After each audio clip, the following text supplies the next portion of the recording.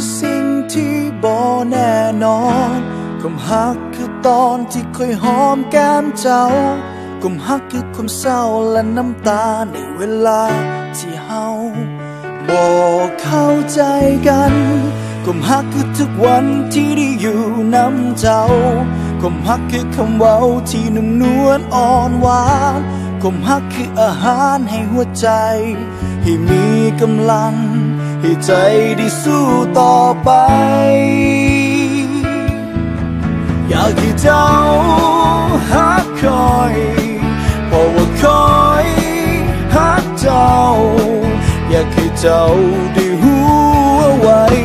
เฮาควรจะมาฮักกันเฮาควรจะมาสร้างฝันบ่ต้องเก็บไปคิดให้มันวุ่นวายบ่ต้องท่าถึงปีหน้าบ่ต้องถึงวาเลนไทน์บ่ต้องมีความหมายก็บ่เป็นหยัง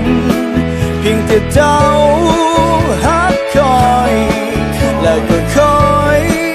ฮักเจ้าอยากให้เฮาได้มาฮักกันวันนี้ได้บอกความฮักคือสิ่งที่บ่รอคอยภัยมันเข็มในหัวใจที่ยังหมุนเพื่อเจ้าถึงเวลาที่เฮาควรจะเศร้าลิ้นโตเฮาควรจะมาฮักกันเย่เย่อยากให้เจ้าฮักคอยเพราะว่าคอยฮักเจ้าอยากให้เจ้าได้หูเอาไว้เฮาควรจะมาฮักกันเฮาควรจะมาสร้างฝันบ่ต้องเก็บไปคิดให้มันวุ่นวายบ่ต้องท่าถึงปีหน้าบ่ต้องถึงวาเลนไทน์บ่ต้องมีความหมายก็บ่เป็นหยังเพียงแต่เจ้าฮักคอยแล้วก็คอยฮักเจ้าอยากให้เฮาได้มาฮักกันวันนี้ได้บอก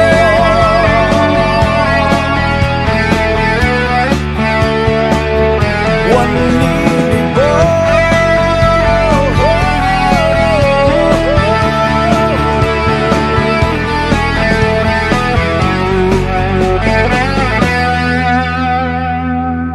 เฮาควรจะมาฮักกันเฮาควรจะมาสร้างฝันบ่ต้องเก็บไปคิดให้มันวุ่นวาย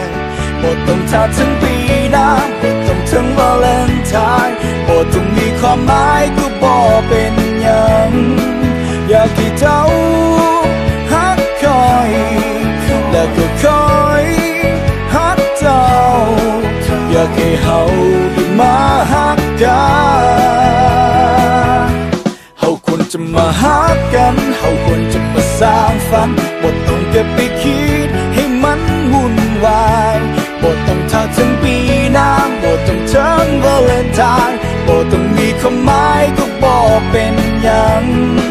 เพียงแต่เจ้าฮักคอยและก็คอยฮักเจ้าอยากให้เฮาได้มาฮักกันวันนี้ได้บอก